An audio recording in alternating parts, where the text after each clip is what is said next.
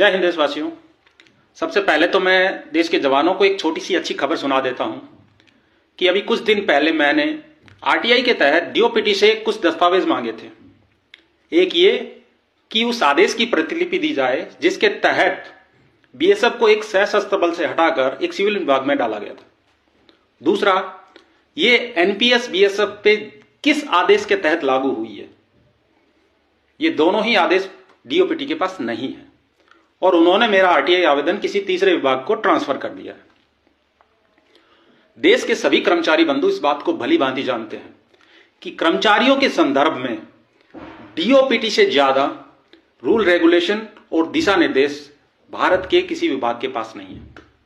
तो आप निश्चिंत हो जाइए, ऐसा कोई आदेश कभी निकला ही नहीं है।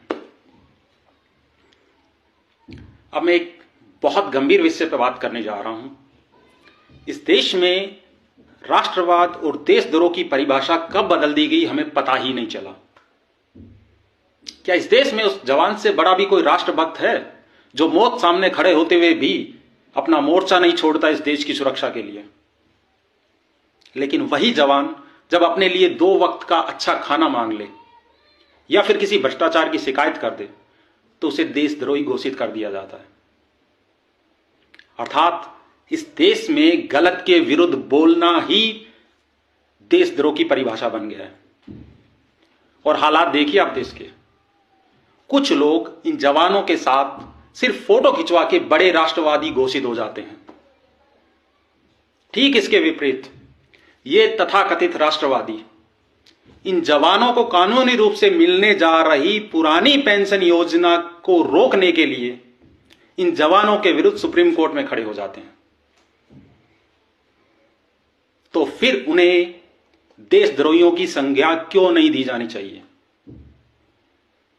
मैं इस देश की राष्ट्रवादी सरकार से एक सवाल करना चाहूंगा कि पुरानी सरकारों को छोड़िए, आप बताइए पिछले 11 सालों में इन जवानों के लिए आपका एक नया फैसला, एक नया आदेश जिसके कारण इन जवानों के वेतन में 1 रुपया भी अतिरिक्त जा रहा हो, ऐसा कोई आदेश नहीं मिलेगा आपको।